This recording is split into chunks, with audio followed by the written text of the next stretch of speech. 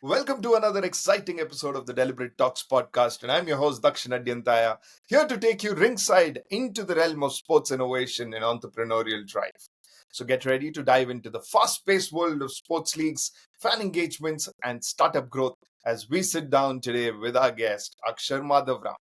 Akshar is the co-founder of 12R, an elite fan engagement platform with a decade of partnerships spanning across premier sporting leagues. He also leads the charge at IPBL, the International Professional Boxing League.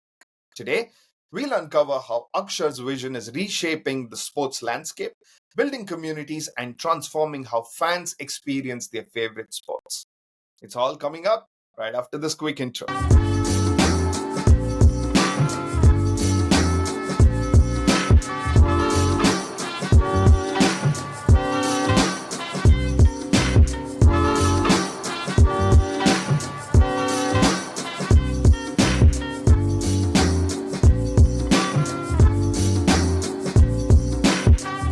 And we're back. Hello, Akshar. Welcome to the Deliberate Talks podcast. Super thrilled to have you today.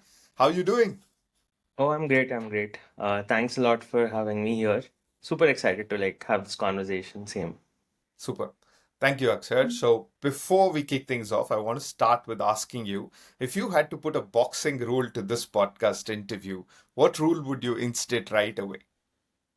So just like in boxing, how can you hit you not hit below the belt? I would ask you not to ask me a lot of secrets and a lot of things that are cooking. So yeah. Damn, that's going to be hard. I'm going to keep myself not away from asking you this, but I'll try my best. So now that we are all prepped up for the show, I'm going to start with asking you some amazing things that you've been up to. So let's start with asking how did you conceptualize this whole journey of 12R and IPPL happen to you? What sparked the entire idea of boxing as a sport? So I mean the things always start, especially if you're an entrepreneur starting something on your own, understanding all the intricacies and how difficult it is. So ideally, it always starts very early on, right? So there's always some fundamental foundational thing in your head which kind of drives you towards your first business of sorts. So Right. I've always been a sports person all my childhood. Although I was studious, but I was like always in this sports captain, sports team, like a captain sort of a role always in college and Right. in school, right? So sport was always go to like escape reality at the same time to like be competitive, right? I think maybe secrete all those mind juices naturally, I would say. So that's how sport was for me all my life. And another thing which was important for me to always think about, what do I do next when I was in a phase where what do I do next? It was COVID. A lot of things were changing in the world. A lot of new things were happening. And then that's when I kind of reconnected with my childhood friend, who and I go way back, right? We started school together when we were first graders. So, and I always knew his dad was a professional boxer and he was from a boxing family. Okay. I've heard stories been between when he was hosted an event sometime like few years back before COVID. So having known that, when he told, "Hey, let's have a chat. I'm doing something in the space of boxing and crypto. Are you like, do you want to hear it out? You wanna like maybe see how can you help me out in this?" So when I heard the story, I was like, okay, maybe I can do this, I can do that. Then slowly the discussions went so intense and we kind of vibed so much, and it was like a calling. Then I was like all in. Let me just I cannot at this point be half-hearted with such a good opportunity. I have to Right. like go all in and then be like the co-founder and get going with all the things together. So that's how Right. the thing started off. Okay, lovely. But why boxing? Like, Yes. did you love personally being a part of the sport? Have you played the sport, or why boxing? So, in Yes. general. So no, so again, a bit of philosophy before I directly answer the question. So there are two kind of philosophies which people keep living by, right? One philosophy is that, hey, there are some north stars, like good college, good job, or ideal MBA, or some job, some exam, government exam of some sorts, and they run behind that, and once they get there, they think life is all set, right? Right. And then there is the other philosophy where you life just gives you opportunities or throws things at you, and then it's all about how do you like make use of each opportunity, go all in and like absorb all of it, right? And then do Right. something meaningful out of it. I'm a big believer of the second. So in that way, when this came to me, I didn't think of anything more than saying, ki, hey, it kind of vibes with me, and it's a sport. End of the day, every sport has Yeah. same thing. I played multiple sports in childhood, so even though I never played boxing, I understood it. The entire dynamics is going to be the same, right? So because of that, it didn't never stopped me from going all in. Although when I was starting off, I didn't know anything about boxing. Honestly, I knew I watched some boxing matches with some friends in college and in my childhood, but I knew the names, but I didn't know the rules. I didn't know the entire intricacies and stuff. But as I started, I had this opportunity of like leading this entire thing, strategically approached it. Then naturally, I became a fan. Right? I've consumed so much boxing, then I realized, hey, I mean, I'm more and more like confirmed that India as a geography will love the sport if it becomes a popular sport of any sorts. So yeah. Lovely. So again, just coming to that part of it, and then you went ahead and started with 12R and IPBL. You were a part of the members, Yes. the core members. But what is 12R? I'm also keen on knowing that. What's the name 12R mean? Yeah, so stands for 12 rounds. So 12 12 rounds. rounds. Boxing typically has 12 rounds. Professional boxing. So it's 12 rounds. It encompasses other combat sports also. Like for MMA, for instance, has 3 to 5 rounds. Boxing also has 3 or 4 to 12 rounds. And Right. each and every combat sports kind of goes in the rounds format. So, so yeah, so like the overall arch is going to be the 12 rounds. Nice. It's going to be the Nice. go-to for combat sports enthusiasts. Be it content, be it any sort of games and engagement with other fellow combat sports enthusiasts, they would Yeah. want to come there, hang out. And we're also creating an entire incentive layer around it using the cryptocurrencies and stuff. So yeah, that's Great. that's what 2LVR is in short. Right. So now that you're speaking about 12R, it also focuses, like you mentioned, about elite fan engagement. But Yes. what differentiates your approach from other sporting platforms that does the same? Like, how do you build that unique connection between fans and athletes? Yes, I mean, like fan engagement is something that's very important for every sport. What we are kind of tackling is like a small white space, right? We're not doing something very novel. We're not trying to do something game changing, cutting edge. We're not doing AI, ML, mix all that with some sort of Yeah. VR, AR, and we're not doing anything of that sorts. We realize that hey, a lot of sports have benefited from like the crypto technologies through how people use NFTs, collectibles, or fan tokens for the sport, how it kind of added some revenue and added some visibility and even engagement for the sport. And we also heavily researched and gone through a lot of case studies how fantasy sports or other games like Dream 11 and other brand collaborations in general have helped sport and sport stars, right, to become even more famous and create some meaningful stories out there. So when we realized that, then we were like, hey, we need to do, and went back to boxing. We was thinking, hey, let's do events, let's do something with NFTs, let's do something fancy, right? And then we are like, hey, wait, within the combat sports world, it's a huge world. There are like a lot of fragmented combat sports martial arts that exist globally, and no, people don't know the difference between wrestling or WWE or Yeah. UFC or MMA Yeah. or like the local kusti, like local what is wrestling, what is this, what is Olympics, what is amateur, what is Right. professional. So complicated and it's very segmented because they have a lot of history. Combat Mm-hmm. sports have Yeah. been there even like before a lot of other modern things existed. Correct. So it's there ever since Mahabharatas or your Greek mythologies because wars and armies were something, and entertainment, people used to do some sort of combat sports itself to entertain the two sides and even within your side. Yeah.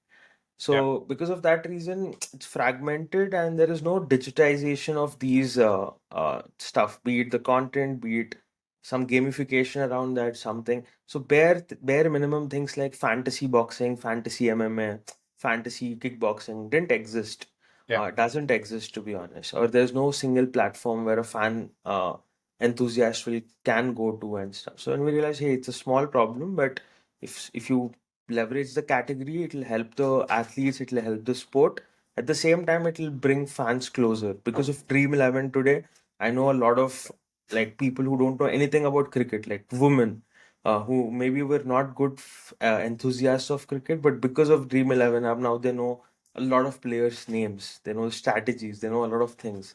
That kind of showed that, hey, apart from everything else, it's a good way to bring fans and athletes closer, right? So that's when 12 hour kind of started off. Super. And you did mention crypto and NFTs. And, Yes. I'm also someone who believes in the technology of blockchain and crypto. But, in this whole process, we know how the market has been, how the projects have incorporated the gamification of NFTs and crypto into their marketing strategy. And honestly, it hasn't been really a fruitful conversation for a lot of brands and companies.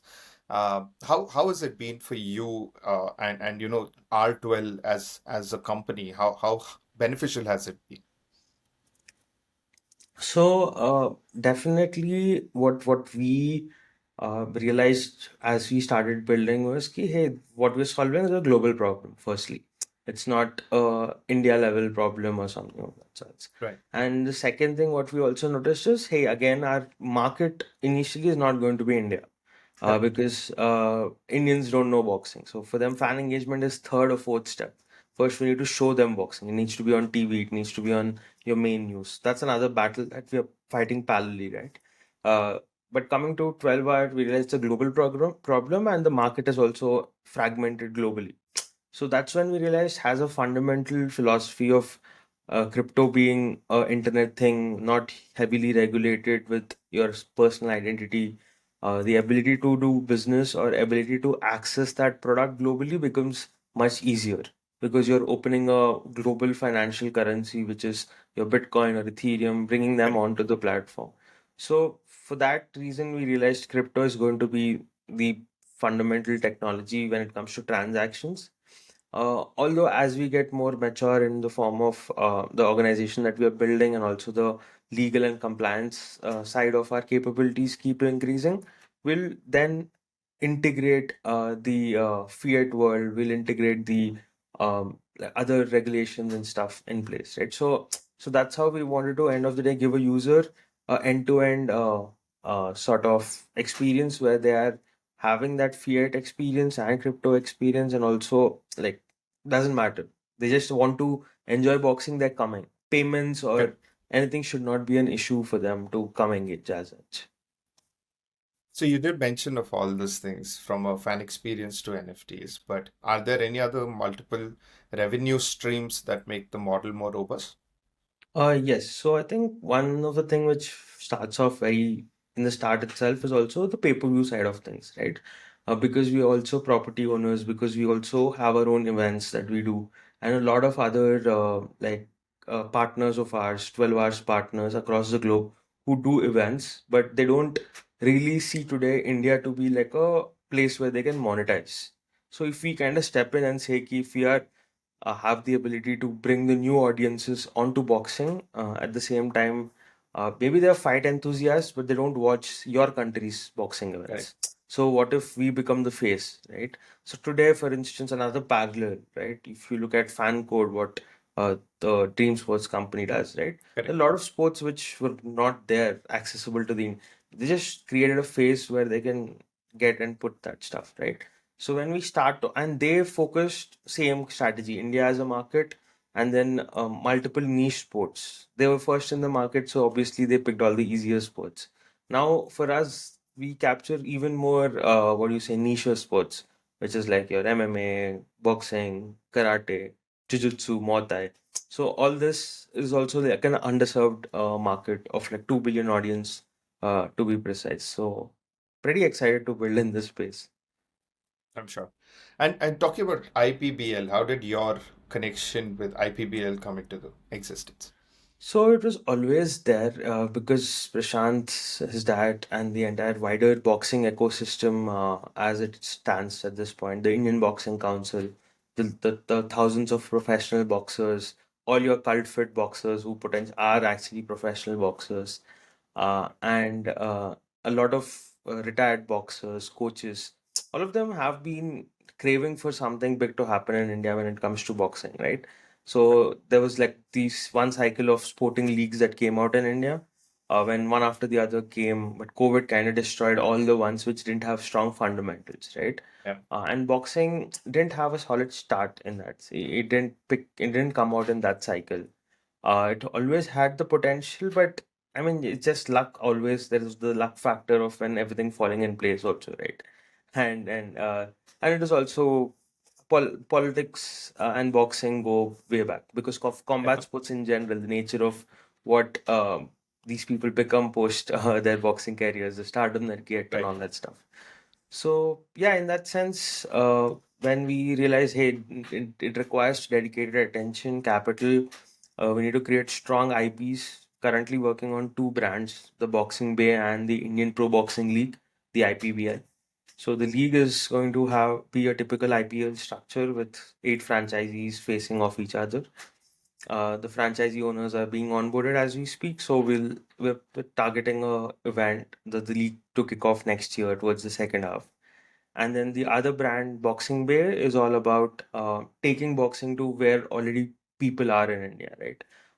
Be it colleges, be it breweries, be it some sort of some sort of IT parks where there are some Yeah. spaces where people are already hanging out, and Yeah. make it like a more approachable or more accessible thing for audiences, and use that platform to create cool content at the same time identify talent, right, who can then become boxers and can become famous overnight because of viral content that can be created. Right. So yeah, we're coming out with these properties and trying to make boxing the next big Lovely. and popular thing in India. Super. Yeah. Just digging in a little more about the pro boxing league. There and you did mention this. There have been some big monies, some big people investments in the past in such kind of a format as well, who have tried to make boxing IP to the level of IPL, right? On a more personal note, I want to know what are some of the challenges that you're currently facing in managing to scale up a league like this? How are you going to not repeat the same mistakes or do something different where those people did not try in terms of succeeding? Got it. No, a very valid question and thought, right? Because it's been 20 years since India's masses have been migrated towards the entire sporting culture through IPL, but not many other sports have made it, right? To look at it broadly and widely, you'll clearly see that there is cricket on one side and all other sports on the other side, right? In terms of fandom, money, everything, right? Even everything else rest put together also doesn't come even like a bit close to the what how big IPL is. Might come maybe soon, like in the next 2 years, 3 years, they're gonna get mature. So that's one big reason because India as a whole created this category for the world, right? So India, Indian ecosystems, investors, capital from India, from abroad, who are Indians, connections and networks, right? The entire ecosystem of India, core India, has been investing so much into cricket that every other sport is a risk for an investor to think of, because people are either personally invested into cricket because their kids play cricket, or they have somebody they invested in a sporting cricket sort of an asset, any sorts of that, right? Because of that, people don't want to do anything, even favors. If you have some favors to call in, I have some favor to ask you, give sponsorship to the event, or give some funding to this event, give some CSR to this other sport, right? So all these are favors which need to be called at like a higher level. Uh, that's when big capital comes into sports, right? So and when all these are being repeatedly used onto cricket, and it is everybody's invested. So that's the reason every other sport in India cannot dream of what IPL is doing, because for that IPL needs to wear off, and which we Indians will not let go of, right? So at the same time, although that has been the challenge, another bright side is even without having to kill IPL or degrade what the amount of wealth going into IPL or cricket in general, the India's consumption level is also increasing a lot. Like currently, the per capita GDP, if you look at people, is like $3,500 of sorts. It's close and closer, getting to like the 5,000 mark. It'll go above that. And I've heard some reel or some podcast of some person saying this, right, repeating it here. So that kind of is the time where people will want more experiences, more spending capabilities, and you're not competing. People want everything. If they watch something today, they would want to watch something else tomorrow, and then their priorities increase, their consumptions, they become more choosy. So that's when more niche things starts blowing out of proportion, right? So all the sports in India are eagerly waiting for that time where more brands come invest and more capital flows into the category of sports in general. So that has been the primary challenge, right? It's a very deeper issue. It's not just, you can't say it's one thing. It's not money, it's not like support, it's not like fame, it's not talent, it's not like some politics. You can't blame anything. It's like, as a country, we've invested so much and are some or the other way invested into cricket. It is difficult for any other sport to grow as rapidly as possible. So there are some like selfless folks across India putting in their time. They're personally devoted to the sport. They're creating their own subculture of their own, and that's how the sport has survived so far, right? Now we are adding on to that, trying to take that subculture to become a bigger culture, right? So that it remains with the Indian contemporary world that we're trying to create. But yeah, excited to see how it But goes. but but just extending that conversation, I know no Yes. one's to be blamed for this. You have your set of fans and you have your set of brands and companies looking to invest when there is a potential, right? They're putting in money. From a larger conversation, do you think there are enough people coming into the sport as a talent looking forward to become an athlete in the world of boxing? And two, does it support with regards to infrastructure enough for more and more talent to come up there and then scale up to a global level? What is your personal thought on that? Yes, perfect. Very well framed question, because there are two things, right? There is the human side of it, the talent, and then the material side of it, which is the infrastructure, right? Okay. Infrastructure, I'll tackle it. We do boxing events in a brewery. That means it's like a 20 by 20 feet space, right? All that we Hmm. need. Maybe a couple of mics and some lights, very minimal lights, because all you have to focus is on two people fighting. So to host an event, we can do go as low as 2-3 lakh rupees, right? Whereas even a most local high school cricket event might cost you more because of the Right. ground maintenance and all that stuff. So compared to any other sport, the infra play to host an event is so easy. To come to then play, it's even more easier. All you need is, like, you can just shadow box and learn boxing, right? You can, all you need to invest is in one boxing bag, right? You don't need a ground, you don't need to go travel somewhere to like learn the sport and all that stuff. Obviously, I'm making it sound way more easier, but it's more about the mindset, right? Correct. The perception is, hey, it's violent sport, you'll get hit, it'll. But to be honest, every sport is violent, right? I think I'm more scared of stretching my leg to reach a badminton shuttlecock, and I might just sprain or do something, right? For me, that's scared, and for some person, getting hit on the face is as scary. But for some Right. people, getting hit on the face is, it's like, okay, it's normal because their lifestyle is like that, right? And for some, maybe just doing a simple thing like jumping in water is scary. So you can't say like boxing is violent just because it is perceived or showcased as a violent sport through movies or other things. To be honest, violent, it's just every other sport. How much of a risk is there in any other sport? There is that risk in boxing too. So talent, it's damn easy. The resources you needed to take it up is easy. What, and coming back to the individual, their Haryana belts in the north showed that Correct. it's a aspirable thing. You get good government jobs, you become fit in life, you are very responsible, you have that macho persona around you. You have celebrities who are made wealth globally from boxing. Yeah. So all the things are favorable, right? So what exactly is missing again is just that culture aspect, right? It's like the chicken and egg problem. You need talent to have a sport. You need the sport to for the talent to come there, right? So if you ignore the fact why is there no talent, it's not like talent doesn't exist, but the talent quickly quits the sport. It's like every year there are so many people aspiring to be a boxer.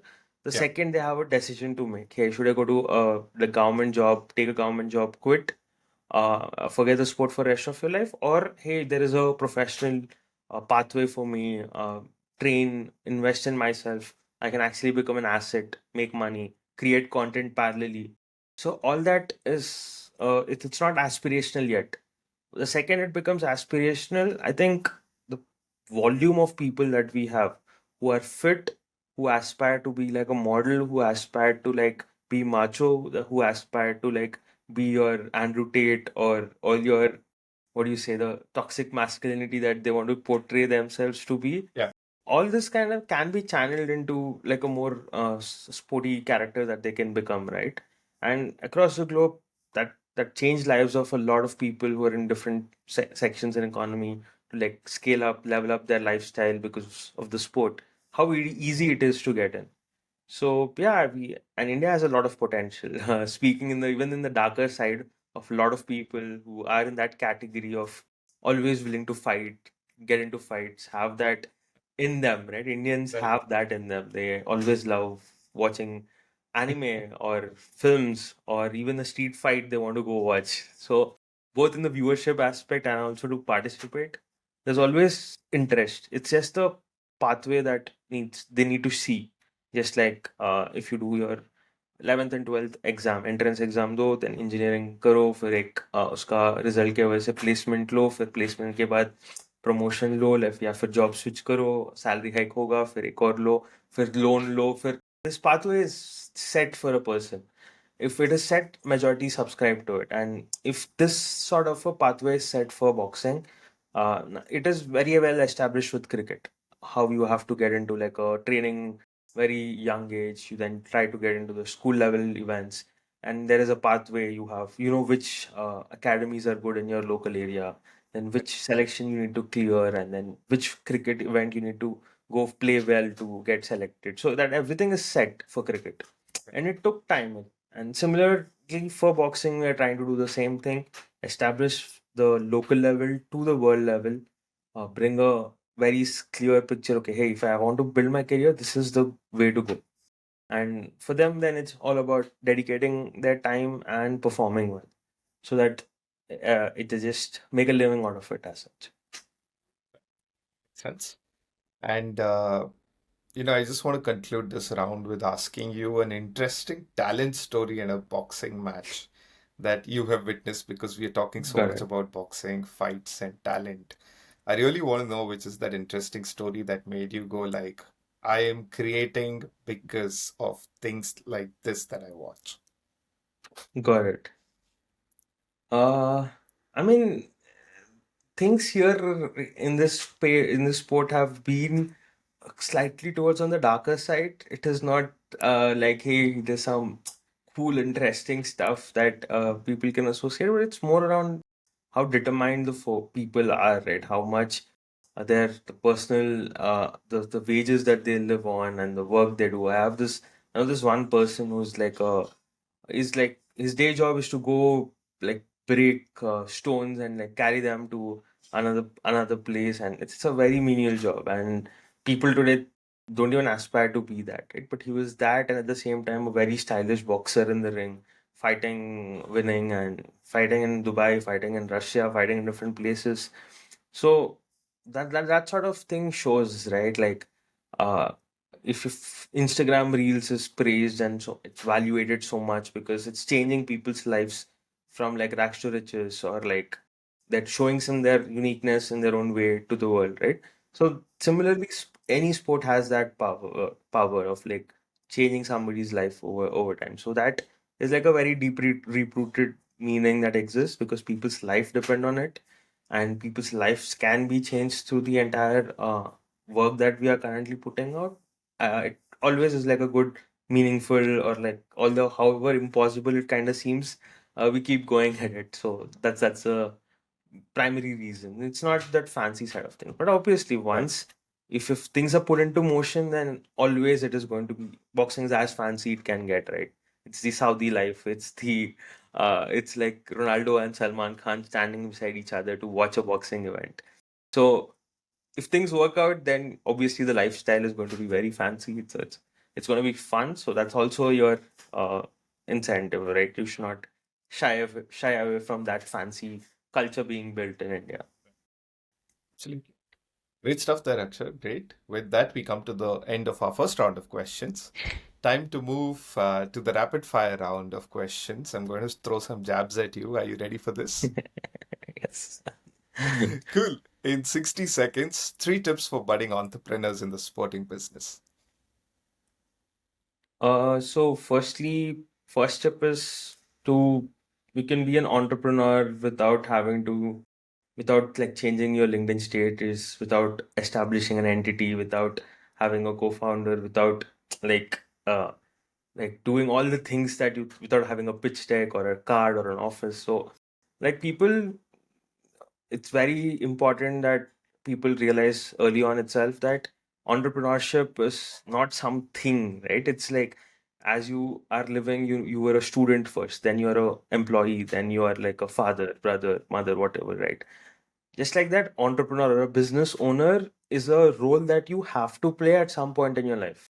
Maybe it is now or it is when you're 80, when you have some properties, you're your owner, right? You're managing your property. So whatever, everything that you're managing is your being a business owner. And in starting your own business, the science of it can be put into entrepreneurship, right? So Yeah. so as such, it's just a way of doing things, right? If you're inculcating your first principles of how dreaming about it itself is being an entrepreneur, like one point where I want this business of mine, I want to do this, I want to own my stuff at some place, right? I want to, so that spirit needs to be there because, and while that exists, you should also realize and actualize the real, like you'll never actualize it unless until you do it, right? So you'll have to hear to the advice of other entrepreneurs or people when they say it's difficult. So they need to accept that it is difficult. At the same time, they need to realize it's very easy to be an entrepreneur. It's all about dreaming. It's all about having that hunger towards something. So while you're building a habit of being an entrepreneur, while doing anything, right? You can do a job, build something parallelly. So Yeah. easy today, to be honest. I'm not encouraging that, but it's so easy to do that because there's so much resources out there. If you're disciplined enough, you can do that. But on the other side, yeah, you think of it as something like a habit and a system thing than like a fancy external validation or external activity that you need to do. So that's the first thing, right? Get the philosophy of being an entrepreneur first, right? Or even about about thinking about a business also. They need to think about. Second thing is that it's always good to be humble and uh, be real about what you know and what you don't know. You need to be your biggest critique and you need to be your biggest like motivator at the same time. So if you are not that kind of a person, so you should not try and jump in very early. Might as well build that skills by being an employee, by being working with your dad or some other person. Just get that Right. sort of experience of being in a routine and having that grind, right? So definitely need some basic fundamental skills. Even though your idea is next level, everything is next level, you need to be organized for sure. So if you're not, you should spend some time getting organized before you take bigger risks with capital or if anything of that sort. So that's the second thing, like hard skills. Philosophy. First one is philosophy. Second one is hard skills, and then third one is like having that love for that stuff. Whatever you're doing, right? You need to love whatever you're doing. Like if you're not completely in to solve that problem or to change something that like already exists or do something out of pure want or need to do that, it won't work out. So unless until you have that sort of dedication towards that thing, don't jump in. So yeah, I would primarily give this sort of very philosophical things, but there are like a lot of other things you can learn online. So be a Sure. good learner. That is always the Yeah. fourth thing. Right. Okay. In 50 seconds, how do you convince celebrities or will convince other industry mavens to be a part of your venture? To be honest, till date it was always that celebrities, I mean, not just celebrities, right? Any person whom you think in your life is like a big shot, be it your Yeah. boss or be it your parents or even any big figure, starting off from Yeah. parents to your bosses, celebrities, or some rich billionaires and all, right? It's always, they always say easy in a, they always say yes very easily if you actually put very clearly what their role is in the entire thing that you're doing, right? And in that way, I learned that through what we did, right? We were very genuine with our asks. We were very um straightforward with why we need a celebrity or a person with their skill set or their needs there. If we put it very clearly and they could relate to that life, their life being mixed with this product or this brand or this sport, then they'll easily say a yes. So when we realized that, then we kept doing what we are doing and then saw what fits, what is needed, rather than saying ki hey, like have this random desires, like force fit it and all that stuff. To try doing that, then it's not going to be work. You have to be true to yourself and the product and the journey, and then you can then put in a ask, and it becomes very easy for them to say yes because you're not just making it very difficult for everybody to do that. It's very natural that that happens. So that's what we realized. In 40 seconds, three cities or arenas you dream to host a boxing match.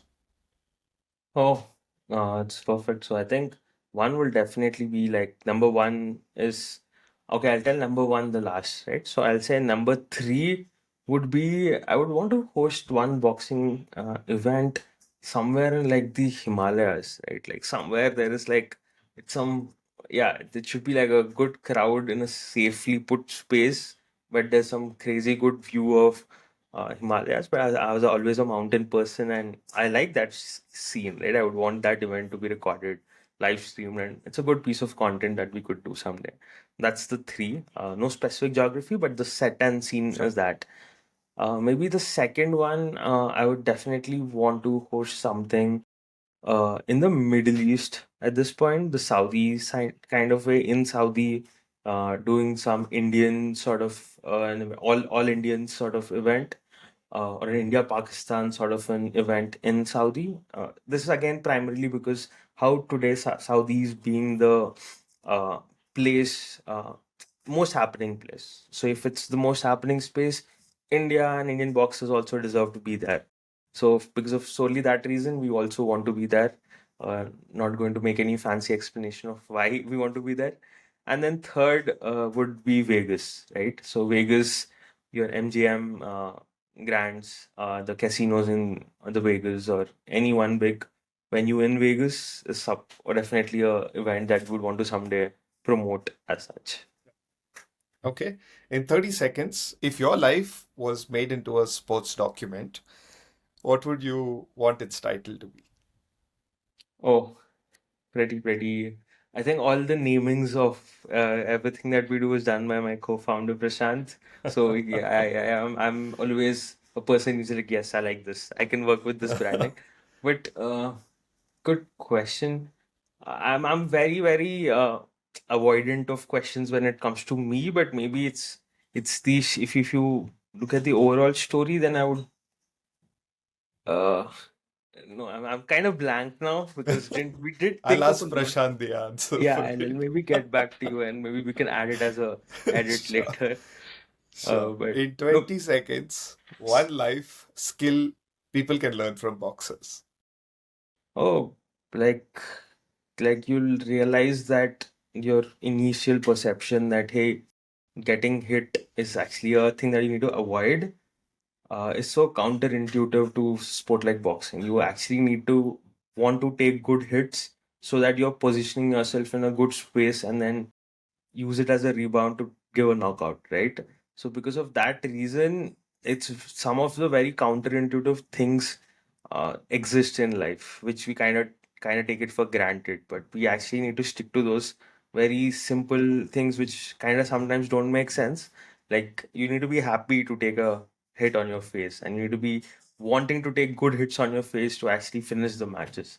So that sort of an attitude of doing the most counterintuitive thing sometimes is needed to actually take you off to the finishing line, right? So that's something that's very very unique to boxing, and it's very fundamental to boxing, which people need to inculcate, especially in today's world where everything is uh, very copyable, right? There is Gen AI today, and everything is being copied. You don't know what's difference between you and a machine's work, right? So the only differentiator is this sort of attitude, which even a human will think it's absurd, but you actually have to do those absurd things sometimes to create magic. And those things will never die out. No machine can do that sort of, because the entire point of doing that thing is to do it without putting sense into it. So that's Right. something that's unique about humans and sports, or any thing that is involved with humans in general. But yeah. Akshar, if boxing had a rapid fire round and Yeah. you were a boxer, you'd have been disqualified for all questions for exceeding the time. Oh no, man, I'm like a big But those chatterbox. are I good speak. answers. I just like those answers. So Oh no, I'm a deeply finally, in 10 if it's not, seconds. if I were not a boxing like a person doing what I'm doing now, I would be a philosophy professor in some college, or like doing And some small. you would have excelled with that too. There's no doubt about Yes, I it. think that'll still be a retirement thing that I'll do. But yeah. So finally, in 10 seconds, one talent that the world should look forward to in the future of boxing. Um. So, like, we have one guy called Chandru. This guy has a good story. He has two events that he fought with us. We identified him then, spotted him then. He's having some couple of more exciting fights that we'll be soon announcing. He'll be there. He already has some celebrities liking his career. So he's already making all the good moves. He'll soon come out into the world as a person from India, from Tamil Nadu, that to south of India. So wanted to see how his story goes. Excited for him. Fabulous stuff, Akshar. With that, we come to the end of today's episode. It was great talking to you. Everything about art well, the fan engagement, the boxing, the world of boxing, seriously, and learning new things from you about the sport. I thoroughly enjoyed hosting you. Did you have a good time too?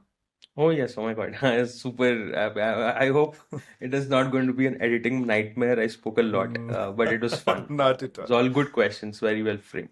Super. Thank you so much. Delightful, and wishing you and all your ventures nothing but the best. Thank you so much for being a part of the show. Cheers. Sure. Thanks a lot, Dakshin. See ya. And with that, we come to the end of today's episode. Don't forget to subscribe to all the audio and video channels of the Deliberate Talks podcast. Join me next week for another story. Until then, be curious, be adventurous, and never stop learning. Cheers.